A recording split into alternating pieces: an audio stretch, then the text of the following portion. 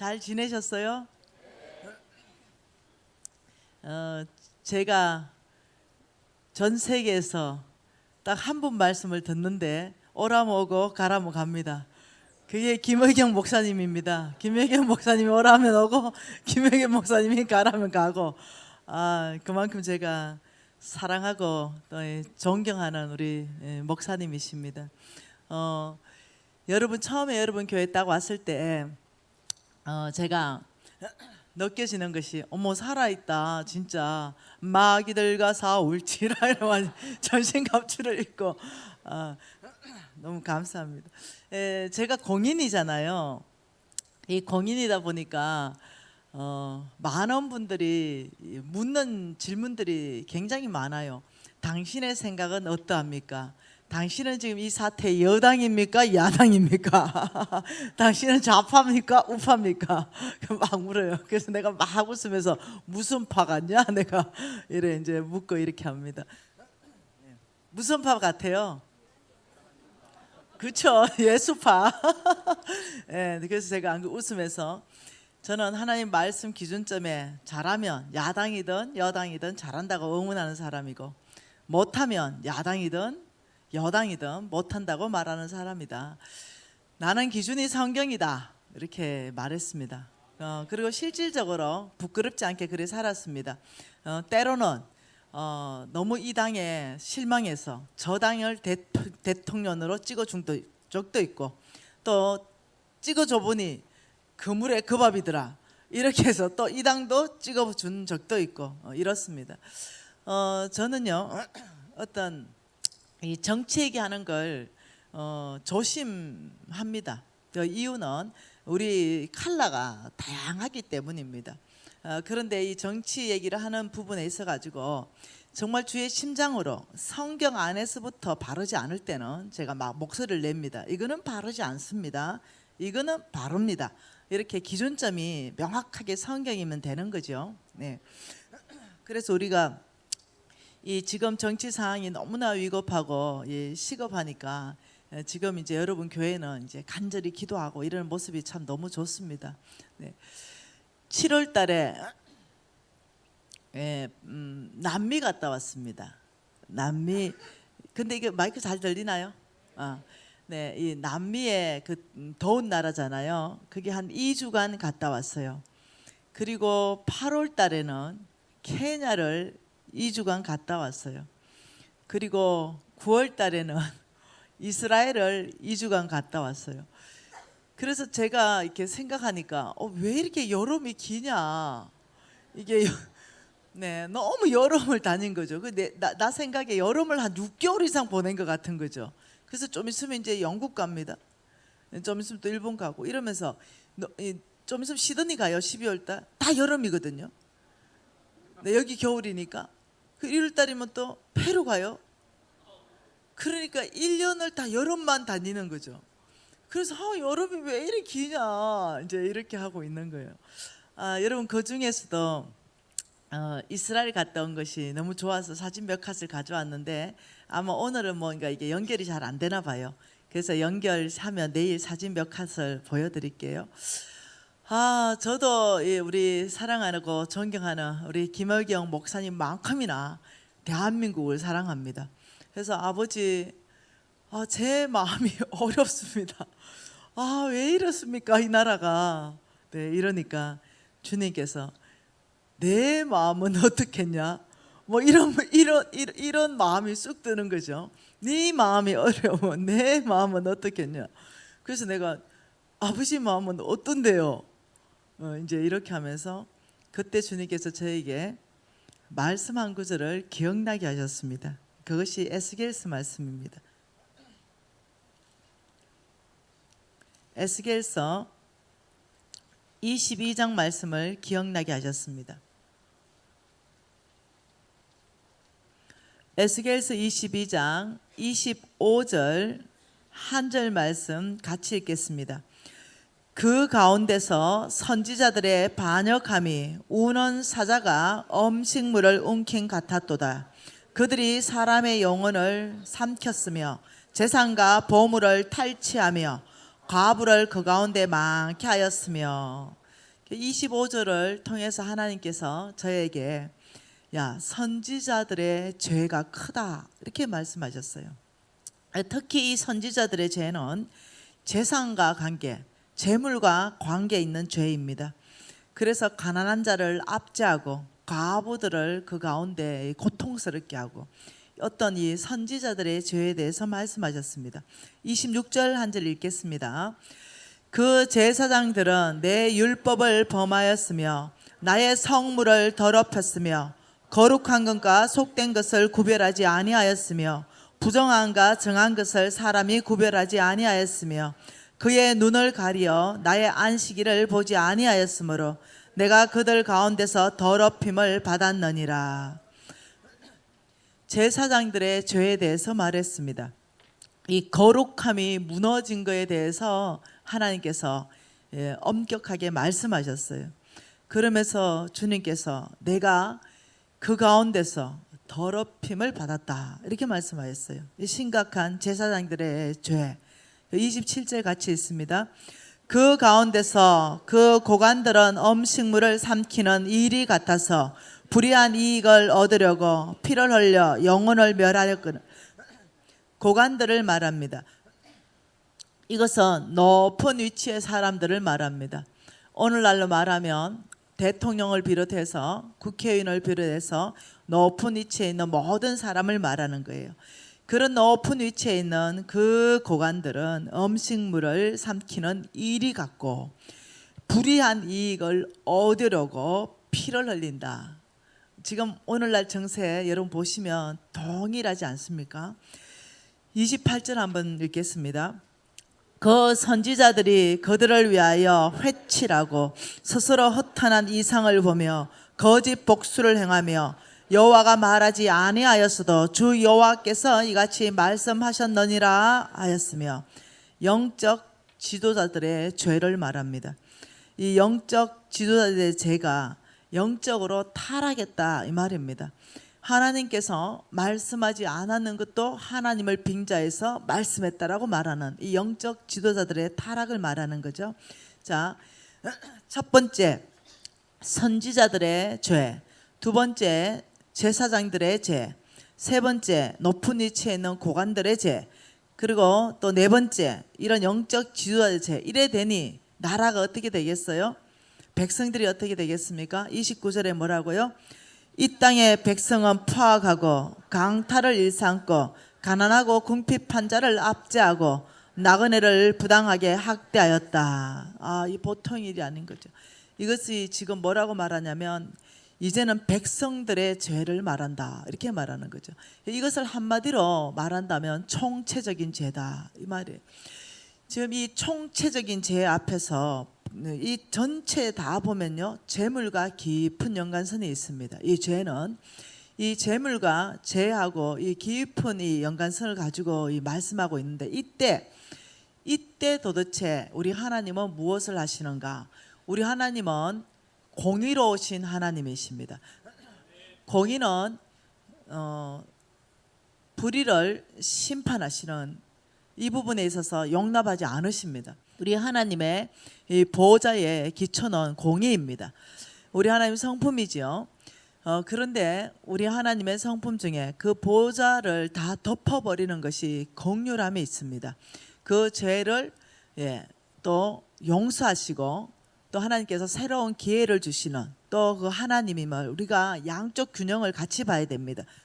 이때 이 공의의 하나님의 이 심판을 피하려면 어떻게 해야 되는가? 그 전략들을 하나님께서 말씀하시는데 이렇게 말씀하십니다. 30절에 제가 읽겠습니다.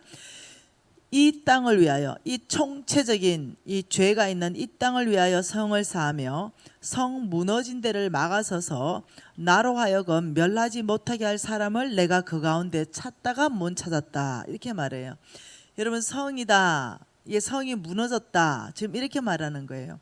그러면서 그 무너진 성 텀 안으로 들어가서 아버지 안 됩니다.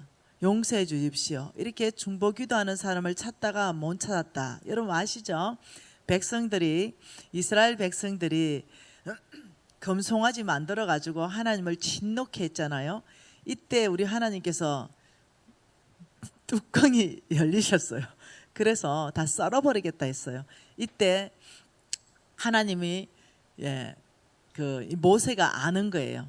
이 모세가 뭘 아냐면은 예레미야 5장 1절 말씀을 이미 알고 있는 거죠. 우리가 성경 말씀을 알고 있다는 것은 영적 전쟁에 승리할 수 있는 비결입니다. 예레미야 5장 1절에 뭐라고 말하나요? 같이 읽어볼까요? 너희는 예루살렘 거리로 빨리 다니며 그 넓은 거리에서 찾아보고 알라. 너희가 만일 정의를 행하며 진리를 구하는 자를 한 사람이라도 찾으면 내가 이 성읍을 용서하리라.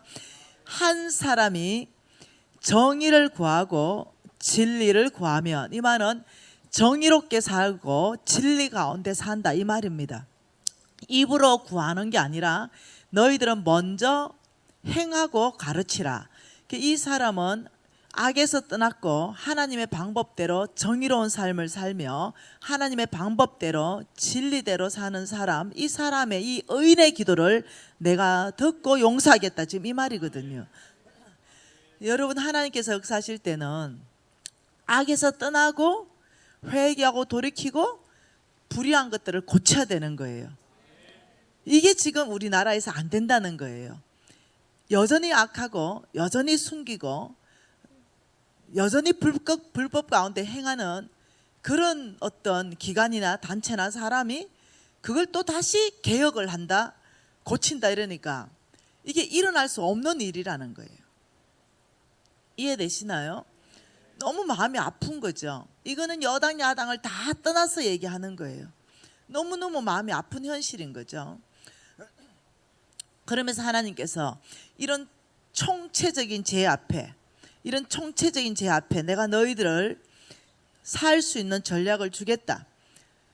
선지자들이 죄를 짓고 제사장들이 죄를 짓고 그 높은 위치에 있는 나라의 고관들이 죄를 짓고 영적 지도자들이 죄를 짓고, 여러분 아세요?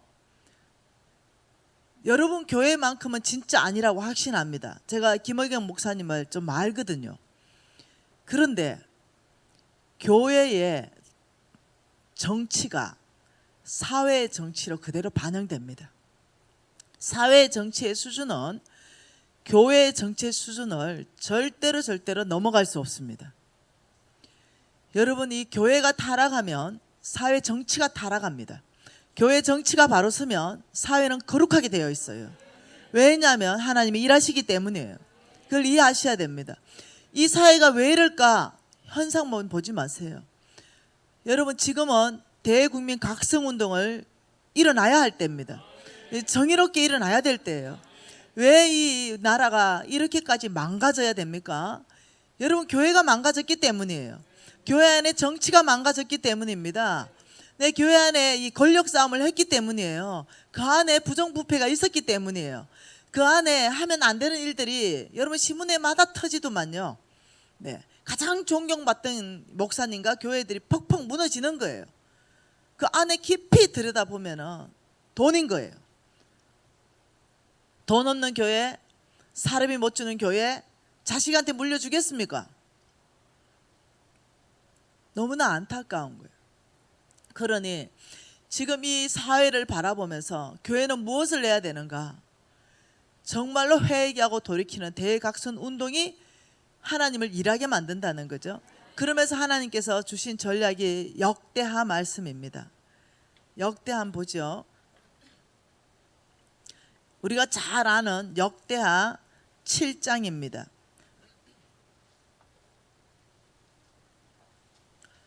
역대하 7장 13절 한 절 말씀 같이 한번 읽어볼게요. 역대하 7장 13절입니다. 혹 내가 하늘을 닫고 비를 내리지 아니하거나 혹 메뚜기들에게 토산을 먹게 하거나 혹 전염병이 내 백성 가운데 유행하게 될 때에 뭐가요? 자연재해를 포함한 하나님의 심판을 얘기하는 거예요.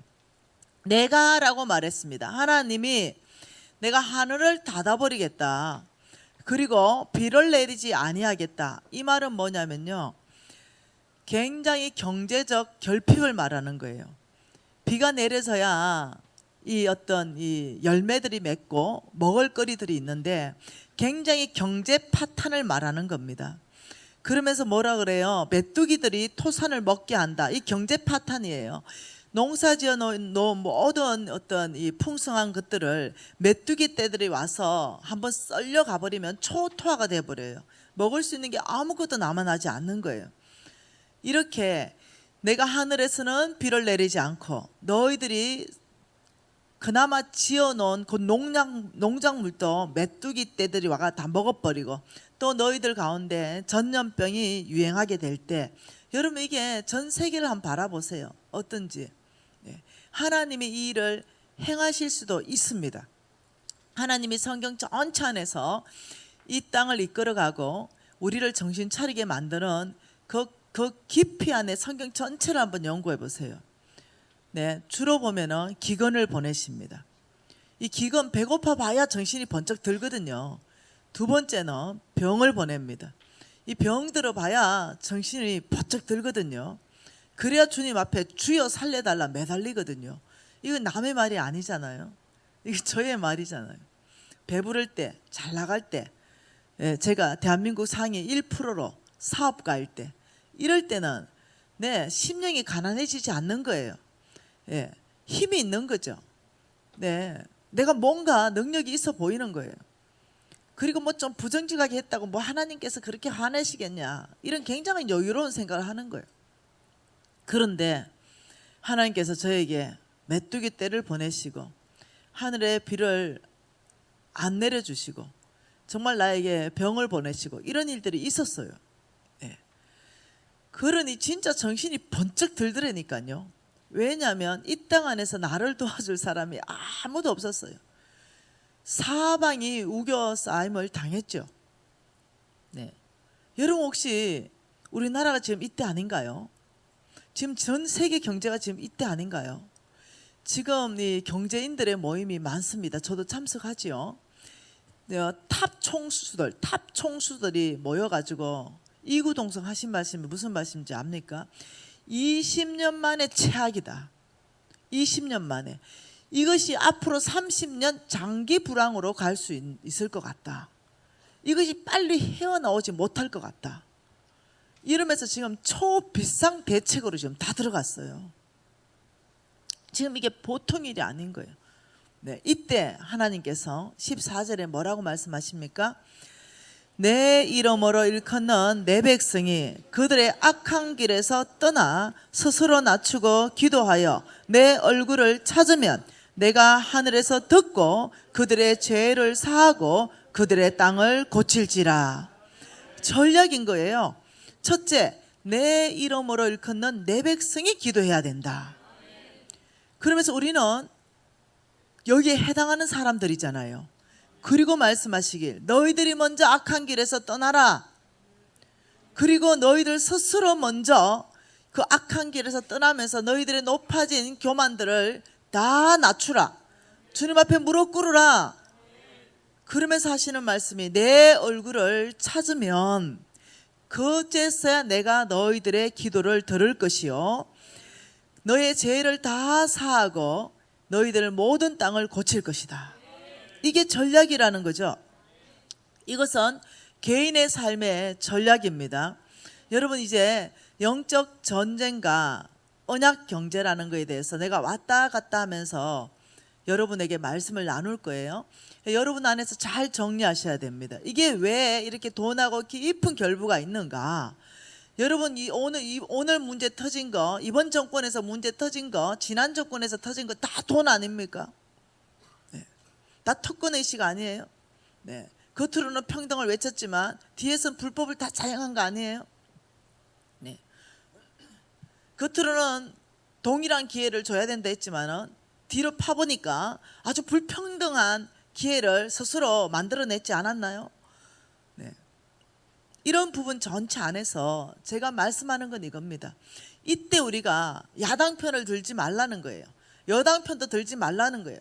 어느 편에 서는 것이 아니라 무엇이 바른 길인가, 성경 안에서부터 찾고 예, 정말 주님 안에서부터 주님이 어떤 분인가 먼저 바라보고 시작하고, 이 주님에 대해서 우리가, 예, 주님이 지금 살아계신다, 하나님께서 지금 이 땅을 통치하신다, 이 부분에 대해서 더 먼저 생각을 해야 된다는 거예요. 여러분, 다니엘서에서 한 번 더 봐보죠. 다니엘서입니다. 다니엘서에서 주님이 어떤 분인가 그냥 잠깐 만 읽어봐도 우리가 충분히 알 수 있습니다. 단서가 있죠. 다니엘서 2장이네요. 다니엘서 2장 21절 한번 읽어볼까요? 그는 때와 계절을 바꾸시며 왕들을 폐하시고 왕들을 세우시며 지혜자에게 지혜를 주시고 총명한 자에게 지식을 주시는도다. 그는 누굽니까? 역사의 주관자 하나님을 말씀하십니다. 하나님은 계절을 바꾸시고, 하나님은 왕들을 폐하시기도 하시고 세우시기도 하시고, 여러분, 하나님은 역사를 다스리시고 주관하시는 분이십니다. 네. 그런데 누구를 통해서 하십니까? 사람을 통해서 하십니다. 왕들을 세우셔서 역사를 만들어 가시고 왕들을 폐하시면서 역사를 만들어 가고 계십니다. 사람을 통해서 하나님은 일하시는 거죠. 이런데 제가 너무 답답해서 하는 소리예요. 대한민국, 저는 대학 다닐 때 저는 불의에 참지 않았습니다. 불의는 불의합니다 라고 말했어요. 저는 대학 다닐 때 불법을 참지 않았습니다. 왜냐하면 그게 청년의 특징이기 때문이에요. 불법을 저는 불법입니다 라고 말했어요. 저는 대학 총장님한테도 말했고 학과장님한테도 말했고 동료들한테도 말했습니다. 저는 여당과 야당을 편드는 게 아니에요. 이것은 지금 불법입니다. 이거는 공의롭지 못해요. 이거는 정의롭지 못합니다 라고 말을 했어요. 근데 내가 화가 나는 것은 지금 대학생들, 청년들은 다 죽었는가? 어찌 이리 잠잠한가? 불의가 판치는데 불의라고 말하지 않는가? 불법이 판치는데 어찌 불법이 판친다고 말하지 않는가? 도대체 이 젊은 패기는 다 어디 갔는가? 너무너무 답답한 거예요. 여러분, 휩쓸려 다니지 마십시오. 여당에 휩쓸려 다니지 말고 야당에 휩쓸려 다니지 마십시오. 오직 성경 원칙 안에서 아니면 아닌 거고 김은 긴 겁니다. 여러분, 동성연애 여당 야당 다 지금 찬성하고 있잖아요. 오직 그 안에 선교사로 들어가 있는 믿음의 사람만 아니라고 하고 있잖아요.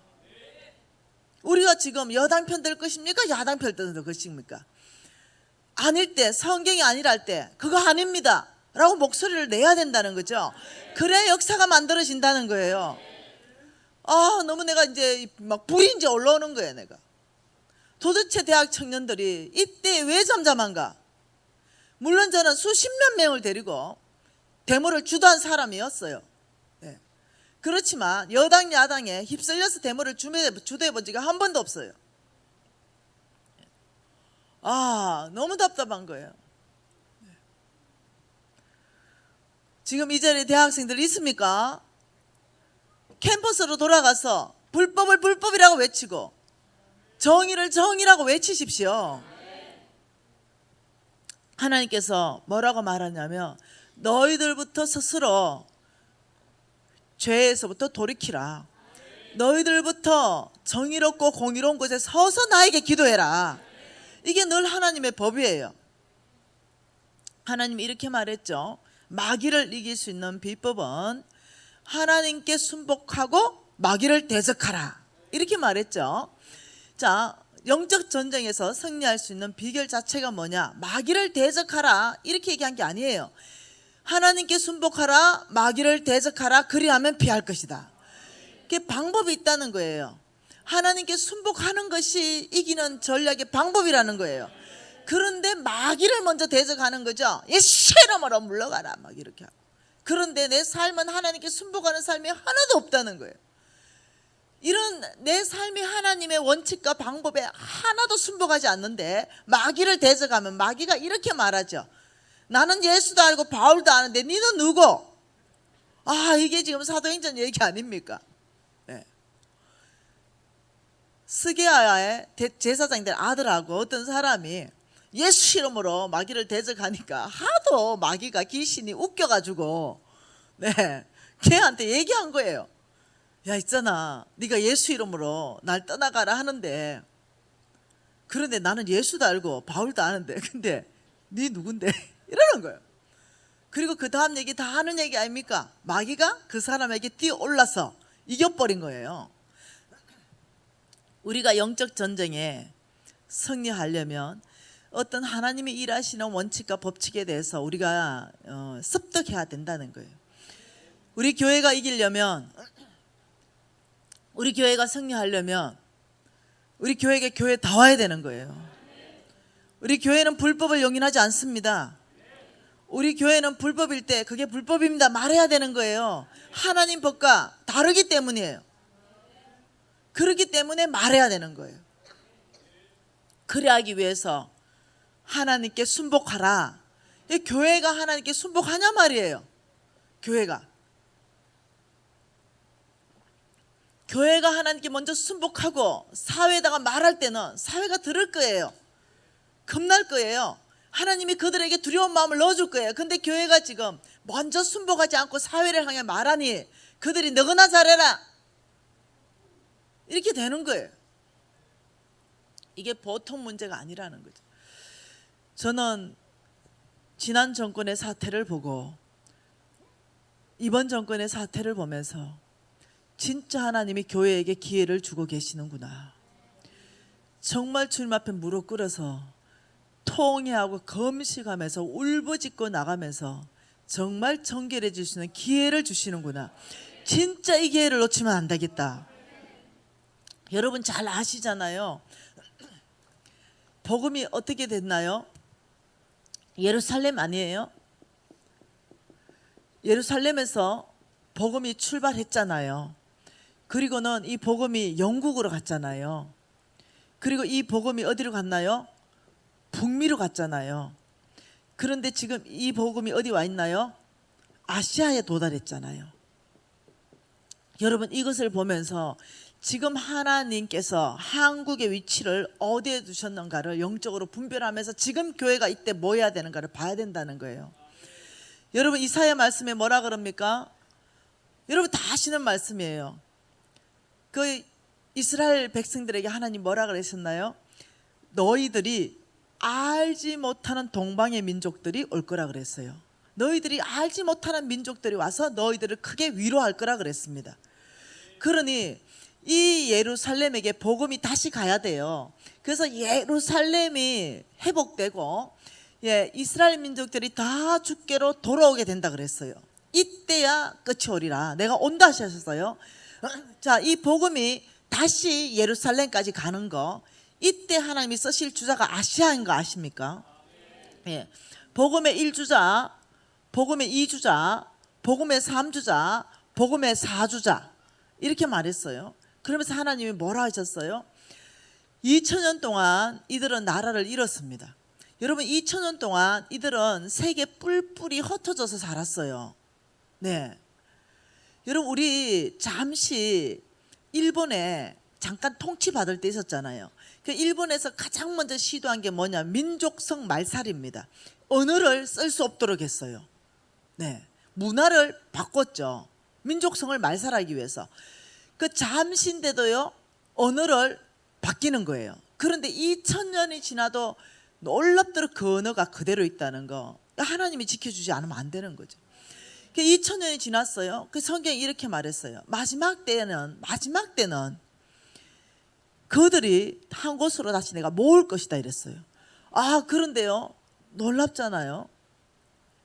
어느 날 유엔과 그 다음 어느 날 또 미국 중심으로 해서 땅 문서를 들이댔죠. 땅 문서. 2000년이 지난 어느 날 땅 문서를 들이댔어요. 그게 성경이었어요. 너가 다 모여봐라. 그게 정확하게 71년 전입니다. 지금부터 71년 전에 모여봐라. 여기 지금 땅 문서가 있는데 최초에 천지가 없을 때 천지를 창조하신 그 하나님의 땅 문서인데, 이 땅 문서에 보니까 너네들이 지금 살고 있는 이 지역은 하나님의 백성 이스라엘의 땅이다, 내 나라, 이렇게 된 거예요. 이렇게 있을 수 있는 일인가요? 지금 다른 민족들이 살고 있는데 말입니다. 에스의 후손들이 살고 있는데 말입니다. 너네들 나가라 이거예요. 여기 이스라엘 땅이니까. 이게 받아들여졌다는 게 있을 수 있겠어요? 그런데 놀랍게 하나님이 일하잖아요. 하나님은 나라를 일으키고 나라를 폐하고 왕들을 일으키고 왕들을 폐할 때 누구를 일으키나? 고르바초프를 일으킨 거예요. 소련에. 지금부터 70년 전이에요. 70년 좀 더 됐네요. 고르바초프를 일으켜서 뭘 했어요? 1919년에 소련 공산주의, 1920년대 소련 정부 수립했다가 정확하게 70년 이후에 1980년도 그때 고르바초프 대통령이 공산주의는 종언, 선언 이래 됐어요. 아, 굉장하죠. 그러면서 그런 어떤 연대와 맞물려 가는 시기하고 막 이렇게 하면서 공산주의가 막 실패하고 이게 성공하는 이론이 아니네. 아, 이 이론은 너무 좋아요. 공산주의 이론은. 왜 그런지 압니까? 다 같이 잘 사는 사회 이거거든요. 근데 이 이론은 절대로 되지 않아요. 중국 실패했잖아요. 다 같이 잘 살지 못해요. 다 같이 떨어져 버리지. 왜냐하면 열심히 일해도 살 안 대박, 놀아도 살 안 대박. 누가 일합니까? 그러니 이제 소련이 손들었죠. 중국이 손들었죠. 아, 이런 어떤 시기 안에서 어떻게 됐을까요? 네, 소련이 거기에 찬성표를 던지고 중국이 반대표를 던집니다. 5개국 중에 소련이 찬성표를 던지면서 놀랍도록 하나님이 그걸 통과시켜 버려요. 그러면서 어떠냐면 이스라엘 땅이 찾아진 거예요. 그래서 어떠냐면 전 세계에 흩어져 있는 민족들은 이제 너네들 나라가 생겼으니 와서 들어와서 살아라. 이래서 이제 전 세계 이스라엘 민족들이 그걸로 다 들어서 사는 거예요. 아, 근데 이게 마지막 징조라고 했다는 거예요. 마지막 때에 흩어진 나의 백성들을 모을 것이다. 그 지금 저와 여러분은 이 마지막 때를 살고 있다는 걸 이해하셔야 되는 거예요. 이 마지막 때 하나님께서 지금 이 아시아 중에 중국이 이기겠어요? 일본이 이기겠어요?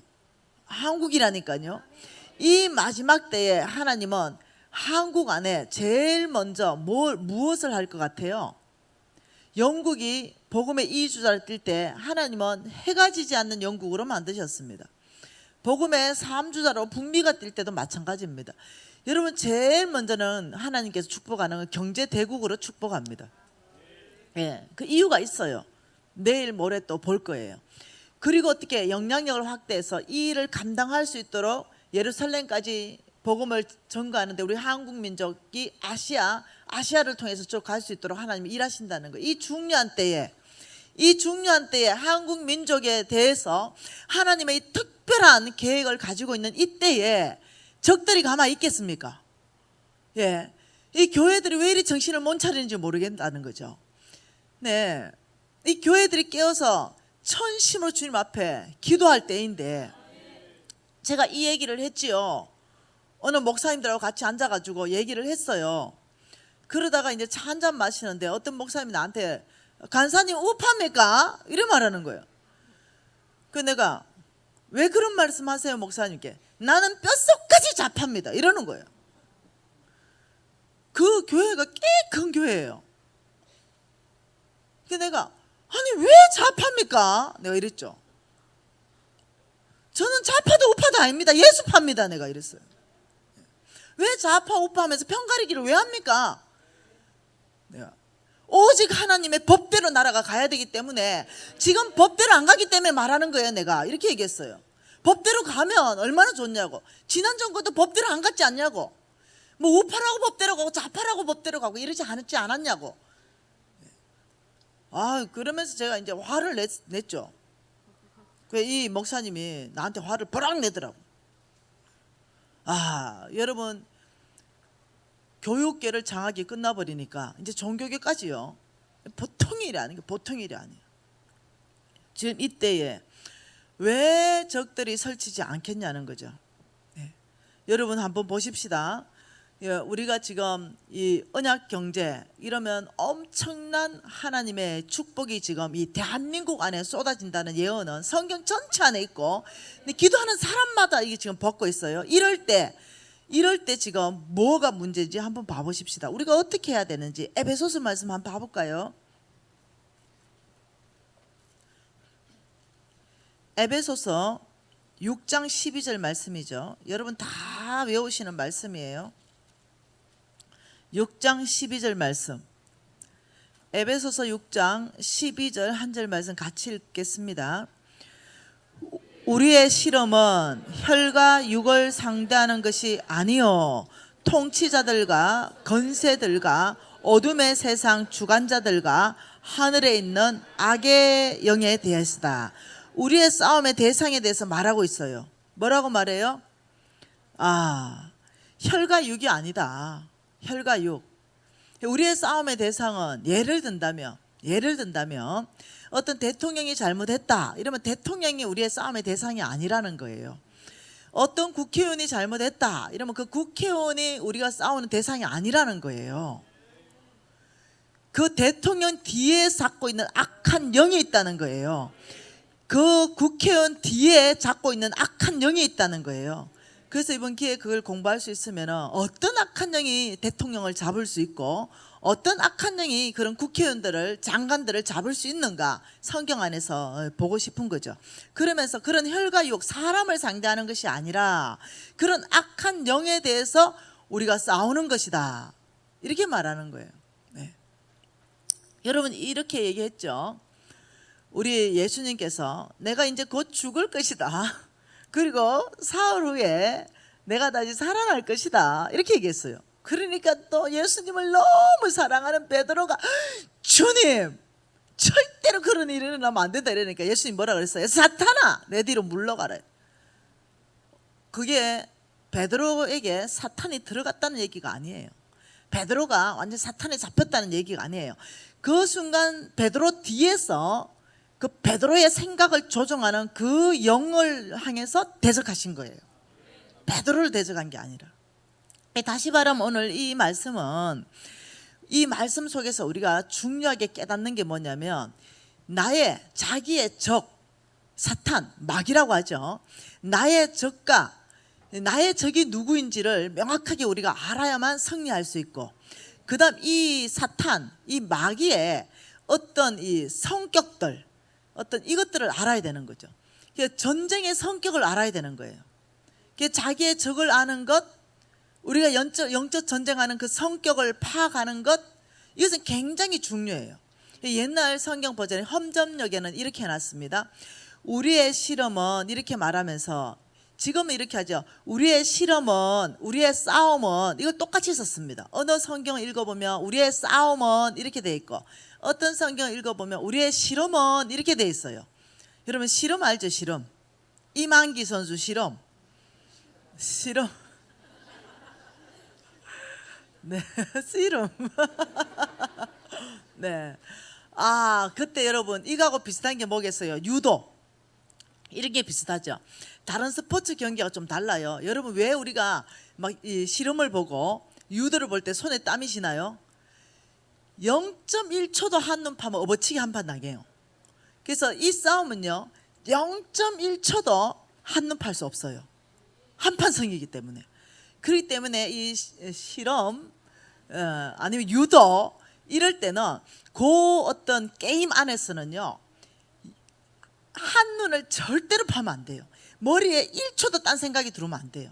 오직 적하고의 나하고의 밀리느냐 먹히느냐 승리하느냐 죽느냐 이 싸움이에요. 근데 이 영적 전쟁에 있어서 놀랍도록 여기에 비유하고 있다는 거죠.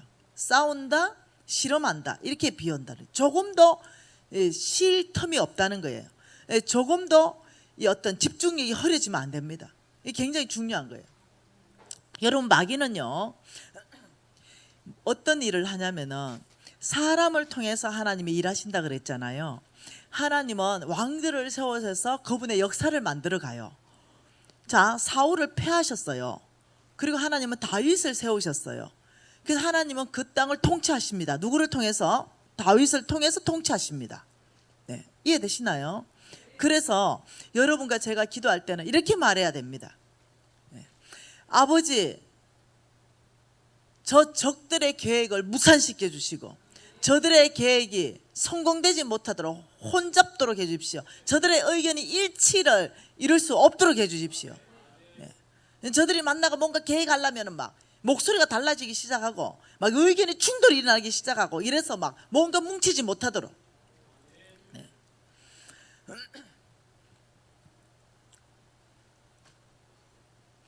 마귀는 하나님이 사람을 통해서 일한다는 걸 알고 있어요.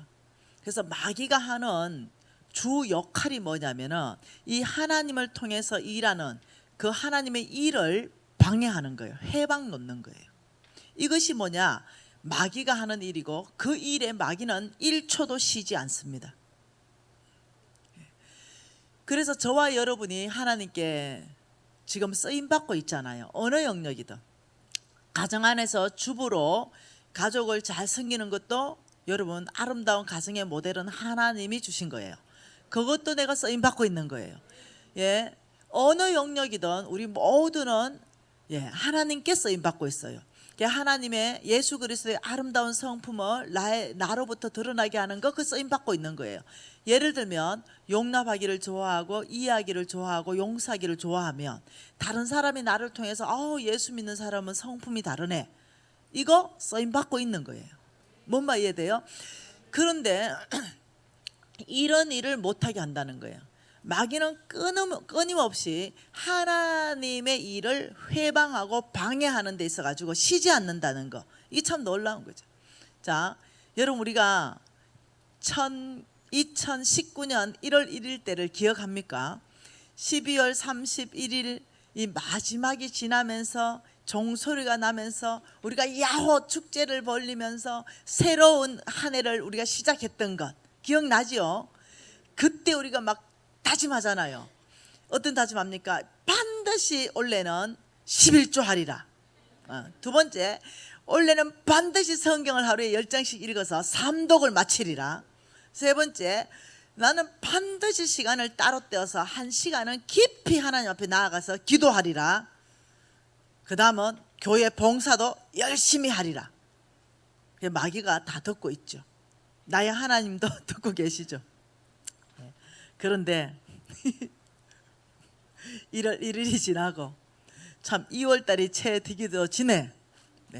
우리가 가장 강할 때가 언제냐면 12월 31일부터 1월 1일입니다. 우리는 강해집니다. 우리는 굉장히 진지해지죠. 우리는 그 헌신자가 되는 거예요. 마귀가 다 이제 우리가 너무 강해졌기 때문에 한 발 후퇴 있습니다. 그리고 이 마귀는 우리의 결심이 2월이 채 되기도 전에 약해질 거라는 걸 알고 있는 거예요. 기다리는 거죠. 우리가 강할 때는 한 발을 살 뺐다가 기다리는 거죠. 2월이 되기 전에 뭔 일이 있었어요. 그 현신, 그 결심 희미하게 잊어지고 느슨해질 때 갑자기 뭐 목사님이나 혹은 영적 지도자 장로님이나 권사님이나 자기 보고 한 말도 아닌데 괜히 상처받았어. 그래서 나는 더 이상 이제 교회 일 못하겠네. 1월 1일에 그 강함은 어디 가버렸는지. 나 지도자에게 상처받았잖아. 야, 나 친구한테 상처받았어요. 내가 그렇게 헌신했는데 말이지. 하나님이 나 버리신 것 같아. 하나님이 나 사랑한다는 게 느껴지지 않아. 그래서 난 요즘 내 삶이 혼란스러워. 나 좀 잠깐 쉬어야 되겠어. 난 교회 좀 사역도 좀 내려놔야 되겠어. 난 지금 쉼이 필요해.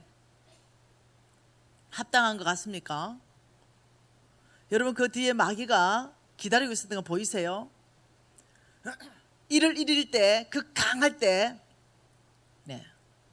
그리고 마귀가 우리가 낙심했을 때 우리가 약해졌을 때 총 공세를 퍼붓니다. 아세요? 마귀는 쉬지 않은 거. 우리가 강해 있을 때도 마귀는 쉬지 않았어요. 단 너무 강했기 때문에 한 발 딱 물러가 있죠. 틈을 노리는 거죠. 반드시 틈이 올 것이다. 그래서 이렇게 말합니다. 교회는 섭섭 귀신이 제일 많다. 이렇게 말해요. 뭐 가만 섭섭하다. 네. 섭섭하게 하지 않았는데도 섭섭하대. 네. 누가 나한테 그래요. 미진 간사님 때문에 섭섭하대. 그래서 누가 나한테 얘기해줘요. 뭐 간사님, 우리 간사님 중에 하나가 간사님 때문에 섭섭하다고 얘기하는데 어떻게 하면 좋습니까? 나라. 내가 섭섭하게 전혀 하지 않았는데 혼자 그 상처받았는 걸 가서 내가 뭐라 하겠냐. 근데 놔두라. 단지 한마디만 해주라. 약해지면 마귀가 총공세하니 네, 강해지십시오. 이렇게 한마디만 해주라. 네, 별로 저는 이렇게 위로 잘 안 합니다. 네. 단지 마귀의 밥이 되지 말라라고만 얘기해라. 그냥. 네. 제가 아무 말도 안 했거든요.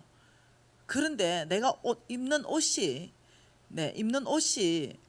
내 몸에 맞는 사람, 내가 이제 플로잉 하는데 몇 사람이 손들었는데 제일 앞에 있는 사람은 그냥 줬어요. 그러니까 못 받은 사람이 섭섭하대. 어떻게 하냐고 그거를. 여러분 아시죠? 사탄은 목적을 가지고 있습니다. 목적. 우리가 돈을 다루기 위해서 영적 존재에 대해서 지금 어떻게 우리에게 기본적으로 일하는가, 이게 기본이에요. 여러분 낙심하신 분 계세요? 낙심하면 사탄의 밥이 된다니까. 네. 어떻게 일하는지 볼까요? 요한복음 10장 10절에 잘 나와 있습니다. 오늘 읽은 말씀이죠. 요한복음 10장 10절입니다. 같이 한번 읽어볼까요? 요한복음 10장 10절. 도적이 오는 것은 도둑질을 하고 죽이고 멸망시키는 것뿐이요 내가 온 것은 양으로 생명을 얻게 하고 더 풍성케 얻게 함이라.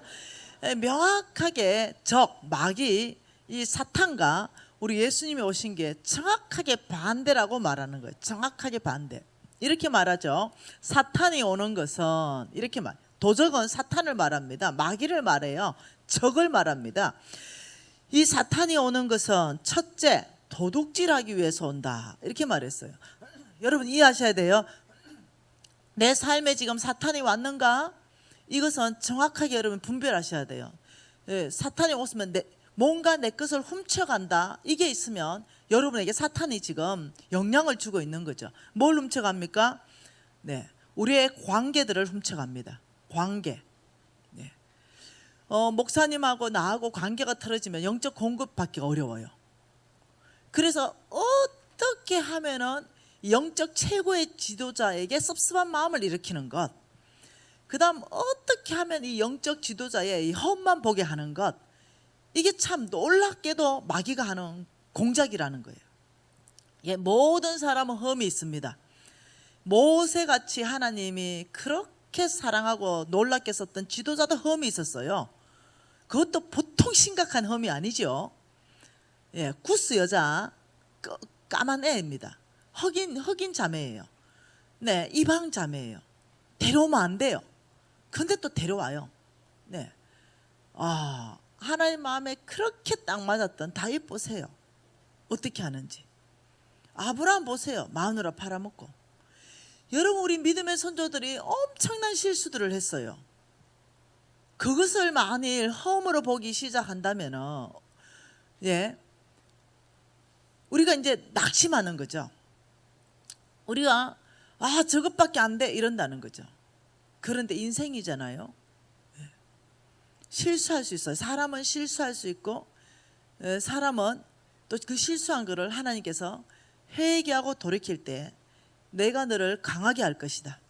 너의 그 약한 손을 붙들어 줄 것이다. 너의 그 떨리던 무릎은 내가 강하게 할 것이다. 오히려 그 실수와 그 허물을 통해서 하나님 앞에 회개하고 자복하게 나올 때는 더 강력하게 하나님께서 붙들어 주셔서 글을 쓰시잖아요. 저 보세요. 얼마나 실수했습니까? 사업하면서 부정직하게 했지요. 네, 얼마나 실패 가운데 있었습니까? 근데 철저하게 주님 앞에 회개하고 돌이켰죠. 네, 그때 하나님께서 그 부정직했다고 그때 잘라버렸으면 누가 남아나겠어요?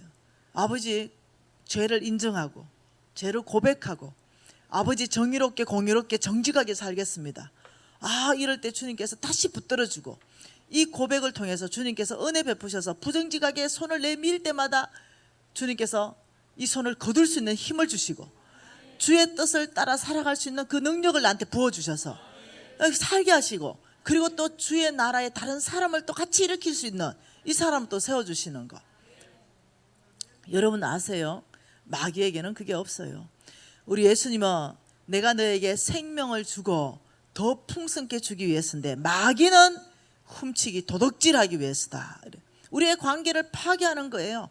여러분 부부관계 파괴되는 거예요.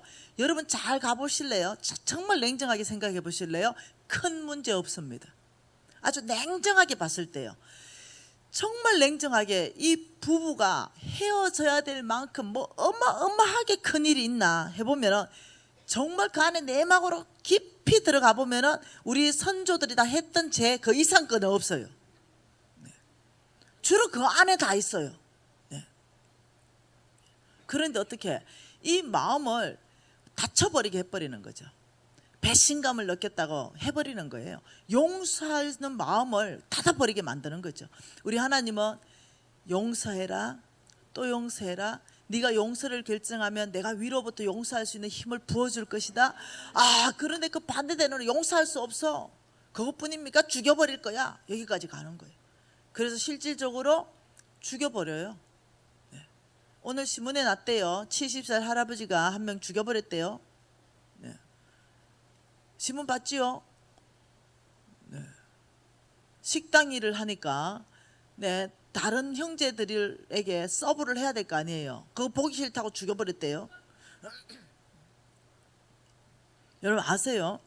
이 마귀는 우리의 모든 관계를 도둑질해 갑니다. 여러분 혹시 영적 지도자에게 어려운 마음이 있습니까? 혹시 여러분 장로님이나 권사님에게 어려운 마음이 있으세요? 여러분 빨리 그 부분에 대해서 해결하십시오. 그 부분을 계속 가지고 있으면 거기에 틈이 되어서 마귀가 역사하게 됩니다. 이 마귀는요, 우리의 기쁨을 앗아갑니다. 그게 마귀가 하는 일이에요. 우리의 평화를 훔쳐갑니다. 이게 마귀가 하는, 도둑질해 가는 거예요. 도둑질하고 우리의 믿음을 도둑질해 가버리는 거예요. 이게 마귀가 하는 일입니다. 이 마귀는 활동하는 데 있어 가지고, 이 마귀가 어떤 마귀의 영이 우리에게 그런 일을 하냐면, 어둠의 악한 주관자, 이런 영들이 그런 일을 하는 거예요. 여러분 이해하십니까? 마귀가 여러분의 비전을 훔쳐가기를 원하는 거 아십니까? 정말 나는 하나님의 뜻을 따라서 이렇게 살고 싶어 라고 하는 게 내 마음의 진심이거든요. 그런데 그걸 훔쳐가기를 원합니다. 하나님이 주신 비전을 훔쳐가고 내 욕심을 넣어주는 거죠. 이렇게 하는 거예요. 그래서 우리가 알아야 되는 거예요. 마귀가 하는 것은 하나님에 대한 소망이 일어나는 거, 이거 훔쳐갑니다. 절망으로 바꿔버리죠. 마귀가 하는 것은 낙심으로 바꿔버려요. 하나님이 뭐라고 그랬습니까? 예레미야 29장 10절 11절에 뭐라 그랬습니까? 내 생각을 내가 아나니, 너희를 향한 나의 생각을 내가 아나니 평안이요 재앙이 아니니라. 하나님께서, 예수님께서 제자들에게 마지막에 가실 때 이렇게 말했습니다. 제자들을 다 불러놓고, 나 이제 아버지께 간다. 너는 이제 이 땅에서 이제 너희들이 있는데 뭔가 마지막에 갈 때 이렇게 말했죠. 너희들은 온 땅을 다니면서 복음을 또 전파하고 또 이 어떤 하나님 나라를 확장해라, 이 사명을 줬습니다. 그런데 그때 복음을 확장하기 위해서는 돈도 줘야 되고, 이 복음을 확장하기 위해서는 뭐 그 능력과 권세도 줘야 되고, 이 많은 것들이 있을 거예요. 근데 놀라운 말씀하십니다. 세상이 줄 수 없는 평강을 줄 것이다. 놀랍죠? 평강이라는 것은 평강할 수 있는 상황 가운데 평강하고, 평강할 수 없는 상황 가운데 평강하지 않는 것, 이건 그냥 세상의 평강이에요. 그게 아니라 평강하지 없는 그 상황 가운데서도 평강할 수 있는 것, 이걸 뭐라 그러냐면 평상심이라 그래요. 하나님은 이것을 내가 너희들에게 선물 줄 것이다. 왜냐하면 영적 전쟁에 승리하는 비결에 그게 굉장히 중요하거든요. 여러분, 자, 평강이다 이 주제로 어느 나라지요? 캐나다인가 어느 나라에서 미술 대회를 열었잖아요. 평강. 그 미술 대회를 열었더니 많은 이 미술 그림이 이제 고쳐졌어요. 그게 뭐냐면은 막 너무 이 아름다운 이 들판에 어떤 이 집에서 연기가 모락모락 나고 가족들이 앉아서 각 구운 빵을 먹는 모습, 평강하죠. 그리고 너무너무 넓은 초원에 양떼들이 다 풀 뜯어 먹고 목동이 다 누워서 풀피리 부는 모습, 평강하잖아요. 이런 것이 당선되지 않았어요. 어떤 게 당선됐냐면 거의 나야가라 폭포 같은 거 있죠. 엄청나게 세차게 물이 떨어지는 그런 곳에서 뾰족한 바위들이 있는 거예요. 바위. 이 뾰족한 바위가 내렸는데 그 밑에는 낙차가 어마어마한 거예요. 그 뾰족한 바위에 거기에 새의 둥지가 하나 있는 거죠.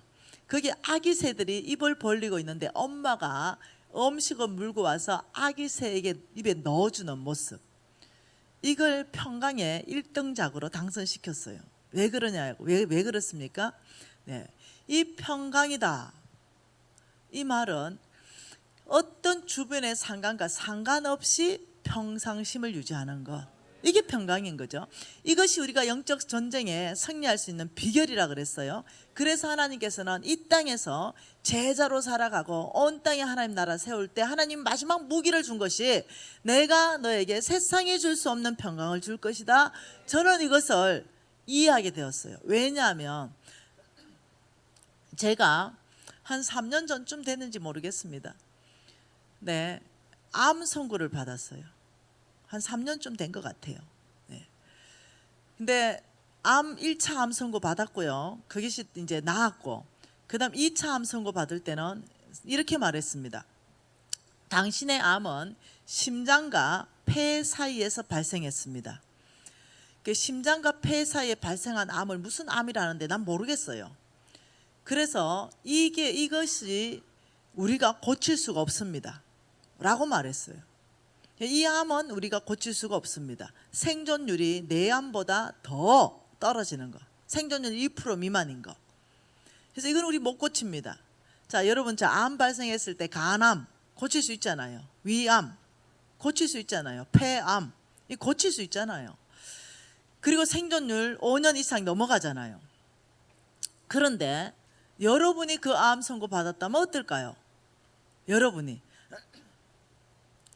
예를 들어서 여러분 본인이나 가족이나 당신은 지금 암에 걸렸는데 현대의학으로는 고칠 수 없습니다. 생존율 2% 미만입니다. 그리고 앞으로 생존율 한 2년 정도, 길면 짧으면 3개월에서 6개월, 만약 이런 판정을 받는다면 여러분 어떨까요? 이 평강이 뭐예요? 어떤 환경과 상관없이 평상심이 유지되는 것, 이게 평강이에요. 어떨까요? 제가 그 선거를 딱 받았을 때 제가 우리 신랑한테 얘기하니까 울고불고 난리 났습니다. 홍 목사님한테 얘기하니까 홍 목사님은 그때 제가 사역의 동력자이기 때문에 제가 없으면 타격이 있어요. 그런데 우리 홍 목사님, 할렐루야, 이때가 간사님의 믿음을 보일 때입니다. 그래서 내가 할렐루야, 세상에 줄 수 없는 평강을 주님이 주셨습니다. 이래 응답했어요. 네. 세상에 줄 수 없는 평강, 내 상황이 어떠하든지 상관없이 하나님은 선하십니다. 여러분, 하나님이 꼭 암을 안 줘야만 그분이 선합니까? 내가 음식을 탄 그릇 얼마나 많이 먹었는데요. 내가 맨날 라면 먹었어요. 그러니 암이 안 걸릴 수가 있습니까? 네. 이해되세요? 네. 내 상황이 좋을 때만 하나님이 선하십니까? 하나님이 꼭 그 병을 고쳐야만 하나님이 선하십니까? 아니요. 우리의 상황과 환경과 상관이 없어요. 하나님은 선하십니다. 그래서 제가 알죠. 우리 예수님께서 나에게 주신 게 뭔지 알죠. 최고의 선물, 내가 너에게 평강을 선물한다. 우리 예수님이 가시면서 나에게 주신 선물이에요. 이것을 받으라는 거죠. 여러분 받으십시오. 저는 그걸 받았죠. 그러면서 주님 앞에 말했습니다. 아버지, 상황과 환경을 초월해서 저에게 평강을 선물 주셨습니다. 이 상황 가운데도 제가 평상심을 유지하게 하시고 이 상황 가운데서 하나님 맡긴 사명을 감당하게 하십시오. 담대하게. 여러분, 제가 그 상황에서 작년입니까? 여러분 교회 집회한 거 아십니까?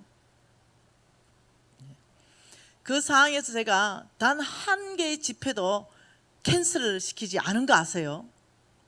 제가 그 상황에도 전 세계 가장 어렵다는 오지는 다 다닌 거 아십니까? 여러분 이해하셔야 돼요. 저는 광신자 아니에요. 예. 저는 하나님께서 병원을 통해서도 병을 고치고 약을 통해서도 고치고 초자연적으로도 고친다고 믿고 있습니다. 예. 의사가 고칠 수 있었다면 병원에 가서 고쳤겠죠. 의사가 못 고친다고 손 들었기 때문에 내가 주님 앞에 나갔어요.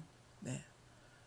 그리고 평상심을 유지했고 하나님이 내 정인입니다.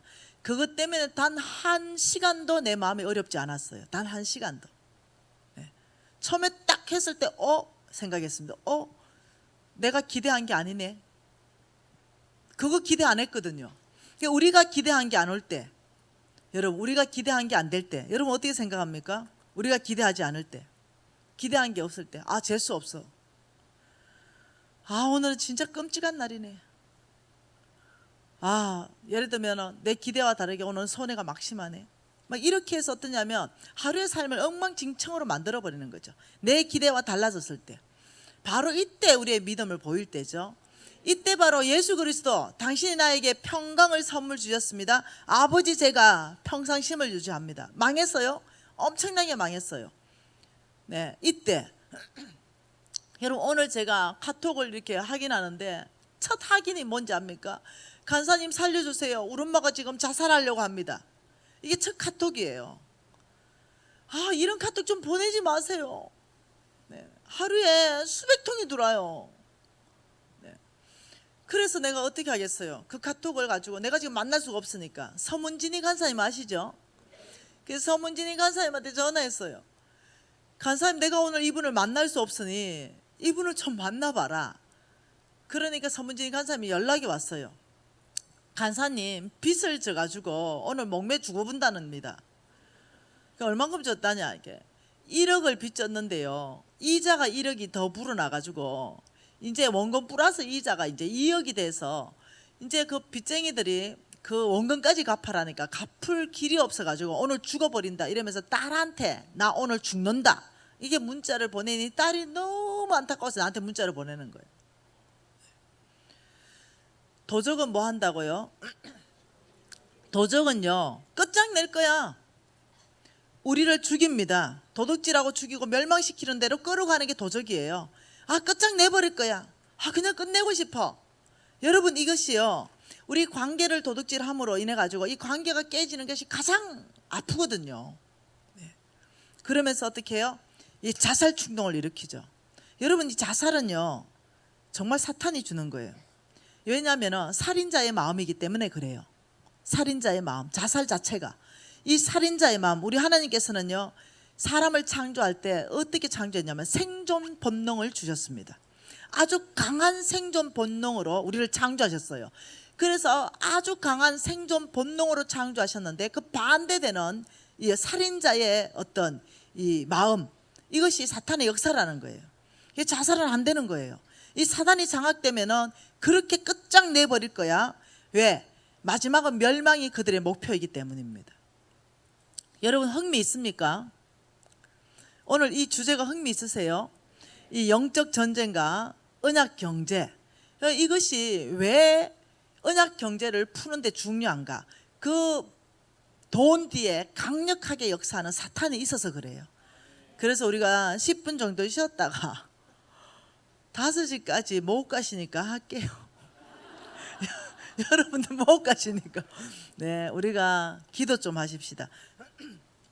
오늘 이 땅에 일어나는 이 일, 여러분 지금 아주 거대한 계획들을 지금 업무하고 있다고 제가 알고 있습니다. 이 나라 안에 그런 어떤 야당이다 여당을 떠나가지고 그런 하나님과 다른 비성경적인 음모들, 이런 것들 하나님 개입하시라고 우리가 통성을 기도하십시다. 통성으로 기도하시겠습니다.